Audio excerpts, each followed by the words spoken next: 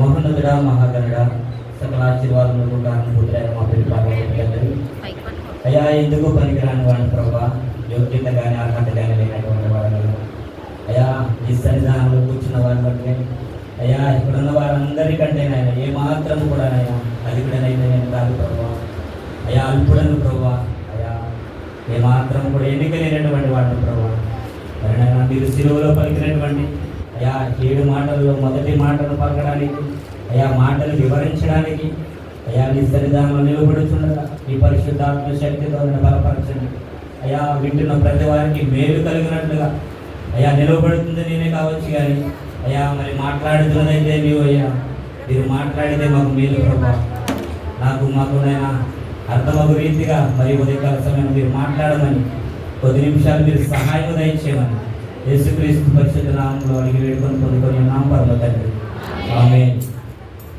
మరి రాత్రికాల సమయంలో మరి మా అయ్యగారు మరి చదివించినటువంటి వాక్య భాగాన్ని మనం చూస్తే ఆయన యేసుక్రీస్తు ప్రభు వారికి ఇష్టమైన తోటలో మరి ఎంతగా వేదన పడ్డారో మనకు అర్థమవుతుంది.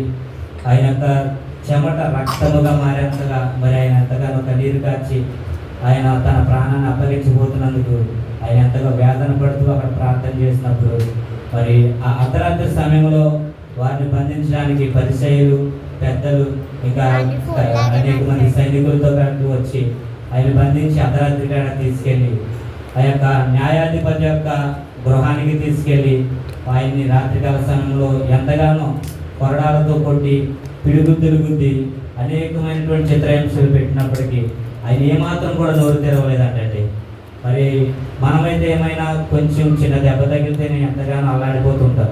మరి ఆయన అన్ని రకాలైనటువంటి చిత్రహింసలు పెట్టినప్పటికీ కొట్టినప్పటికీ వెనకాతల నుంచి కొట్టి నేను కొట్టిన వారు ఎవరో ప్రవచించు దేవుని కుమారుడు కదా అన్నప్పుడు కూడా ఆయన ఏమాత్రం కూడా మాట్లాడలేదంట.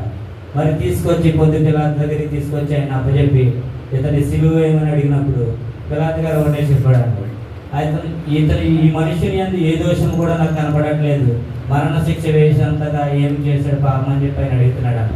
మాకు అక్కలేదు, మాకు సిలువ శిక్ష వేయమని చెప్పి మరీ ఎక్కువగా కేకలు వేశారండి వాళ్ళు. మరి అక్కడ నుంచి పిలాతు గారు ఆయన శిక్ష అయితే వేయకుండా మళ్ళీ హేరోదు దగ్గరికి పంపించారు.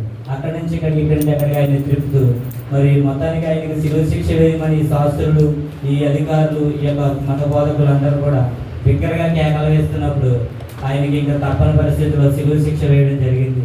మరి ఆ యొక్క గొల్గొతా ప్రాంతం అంతా కూడా మరి ఆయన సిలువను భరించి సిలువను మోసుకుంటూ ఆ యొక్క కపాలం అనబడే స్థలానికి ఆ సిలువను మోసుకొని వచ్చి రమణమి ఉదయం 9 గంటల ప్రాంతంలో ఆయన సిలువ వేసినట్లుగా లేఖన భాగాలు తెలియపరుస్తున్నాయండి. మరి ఆయన సిలువలో ఇంచుమించు 6 గంటల సేపు ఆ సిలువలో వేలాడుతున్నట్టుగా మనకు సిలువలో ఆయన ఎంతో వేదన పడి ఎంతగానో ఆయన అలాగ ఇంచుమించు 6 గంటల సేపు 2 చేతులు మనం ఒక 10 నిమిషాలు 2 చేతులు ఆకాశం ఎత్తి ఆయన్ని స్తుతించాలనేది ఎంతగానో ఇబ్బంది పడిపోతుంటాం. మరి ఆయన 6 గంటల సేపు అలాగున్న సిలువ మీద ఆ 2 చేతులకు మేకులు కొట్టి ఆ 2 కాళ్ళతో మేకులు కొట్టినప్పుడు ఆయన అలాగున వేలాడుతుంది. మరి ఆయన పలికినటువంటి మొట్టమొదటి మాట లూకా సువార్త 23:34 యేసు తండ్రి మీరేమి చేయుచున్నారో మీరు ఎరుగరు కనుక వీరిని క్షమించమని చెప్పారు. అంత వేదనకరమైనటువంటి పరిస్థితిలో కూడా మరి ఆయన క్షమించమని చెప్తూ తండ్రిని ప్రార్థన చేస్తున్నట్టుగా మన ఈ లేఖన భాగంలో చూడొచ్చండి. తండ్రి వీరేమి చేయుచున్నారో వీరు ఎరుగరు కనుక వీరిని క్షమించమని చెప్పారంటే మరి ఆయన కేకలు వేసి ఆయన ఏ పాపము లేదు, ఆయన ఏ యొక్క దోషము చేయలేదు, ఎవరిని కూడా ఏమాత్రం హింసించలేదు. అలాంటిది ఆ పరిస్థితిలోంచి కూడా ఆయన్ని మరి ఆ శిలువ మరణం చేయాలని చెప్పి ఆ యొక్క శాస్త్రులు పెద్దలు ఆ మత బోధకులు అధికారులు అందరూ కూడా మరి ఎక్కువగా కేకలు వేసి ఆయన శిలువకు అప్పగించారండి. మరి ఆయన అయితే శిలువలో మరణం యాతన పొందుతూ కూడా ఆ యొక్క మరణ పాశంలో ఉండి కూడా ఆయన శిలువ మీద ఇంచుమించు 6 గంటల సేపు వేలాడుతూ కూడా ఆ యొక్క బాధలో ఉండి కూడా తండ్రితో మొరపెట్టుకుంటున్నాడండి. తండ్రి కొడుకుల యొక్క బంధాన్ని అక్కడ మనకి తండ్రి వీరేమి చేయించున్నారో వీరెవరు కనుక వీరిని క్షమించమని ఆ యొక్క తండ్రితో ఆయనకున్న బంధాన్ని మనకు వ్యక్తపరుస్తూ ఆ యొక్క హింసించిన వారి వరకు ప్రార్థిస్తున్నట్లుగా మనం చూడొచ్చు అక్కడ. మరి ఆయన్ని కొడుతూ ఎంతగానో హింసిస్తూ ఆయన ముఖం మీద ముసుగు వేసి వెనకాత నుంచి కొట్టి, నిన్ను కొట్టింది ఎవరు? దేవుడి కుమారుడు కదా, నువ్వు ప్రవచించగలవా అని అడిగినప్పుడు కూడా ఆయన నోరు తెరవలేదు. అలాగే సమాజ మందులోకి తీసుకొచ్చి ఈడ్చుకొని వచ్చి ఆయన్ని నిలవబెట్టి మరి ఆయన్ని నువ్వు దేవు కుమారుడు అని అడిగినప్పుడు నువ్వు అన్నట్టే అన్నారు, కానీ ఇంకా అంతకుమించి ఒక్క మాట కూడా ఎక్కువ చెప్పలేదండి ఆయన. మరి ఎంతగానో ఆయన ఈయన సిలువ వేయాలని కేకలు వేస్తున్నప్పుడు కూడా ఆయన మౌనంగానే ఉన్నారు.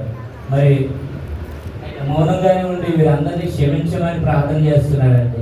ఎంతగానో మనమైతే మరి మన జీవితాల్లో మరి మనల్ని ఎవరైనా ఒక మాట అన్నా మరి వారిని అయితే మనం క్షమించగలిగే పరిస్థితిలో ఉంటున్నామా, లేకపోతే వారి మీద మనం కోపం పెట్టుకొని పగ పెట్టుకునే వారిగా ఉంటున్నాము? ఈ దినాన మరి పరిశుద్ధాత్మ దేవుడు మరి మన యొక్క హృదయాల్లో పరిశీలన చేసుకోవాలని ప్రతి ఒక్కరికి తెలియపరుస్తున్నానండి. ఆ శిలువ మీద వేలాడుతూ కూడా ఆయన ఎంతగానో తగ్గించుకున్నట్లుగా, ఎంతగానో మరి వారందరి కొరకు ప్రార్థన చేస్తున్నట్లుగా చూస్తున్నాం. మరి ఈ యొక్క ప్రార్థన చేయడం అనేది, తగ్గింపు అనేది ఆ యొక్క లేఖనం నెరవేర్పులోనికి మనల్ని తీసుకొచ్చినట్లుగా మనం పరిశీలన చేసుకోవచ్చండి. యెషయా గ్రంథం ఇప్పుడు చదువుకున్నాం కదండి, 3:12 చివరి 2 లైన్లు ఒకసారి చదవండి. మన దోషములను బట్టి నడవబట్టబడును, అతిక్రమము చేయు వారిలో అనేకుల పాపములు భరించుచు తిరుగుబాటు చేసిన వారిని గూర్చి విజ్ఞాపనము చేసాను. మరి అనేకుల యొక్క పాపముల కొరకు ఈ యెషయా గ్రంథం 3:12 ఉన్నటువంటి లేఖను నెరవేరి ఇప్పటికీ 2024 సంవత్సరాలు కావస్తుందండి. ఎందుకంటే యేసుక్రీస్తు ప్రభువారు మన యొక్క పాపముల కొరకు, మన యొక్క దోషముల కొరకు 2024 సంవత్సరాల క్రితమే మరి అనేకుల పాపముల కొరకు అని ఇక్కడ ఈ యొక్క లేఖనంలో తెలియపరిచినట్లుగా మరి ఆయన అప్పుడే మరి ఈ లోకానికి వచ్చి మనందరి పాపము కొరకు, మనందరి దోషముల కొరకు ఆయన శిలువ మరణం పొంది మన కొరకు ప్రార్థించి మనందరం కూడా రక్షించబడలాగా, ఆయన రక్షణ మార్గంలోకి రాగలిగినట్లుగా, మరి ఆ రోజు ఆయన ఈ ప్రవచనాన్ని నెరవేర్చకపోతే ఇవాళ మనందరం కూడా ఇలా దేవుడి సన్నిధానంలో వచ్చేవారం కాదు, ఇలాగ ఆయన మాటలు వినడానికి ఆసక్తి పడేవారం కాదు, రక్షించబడి ఉండేవారం అసలే కాదు.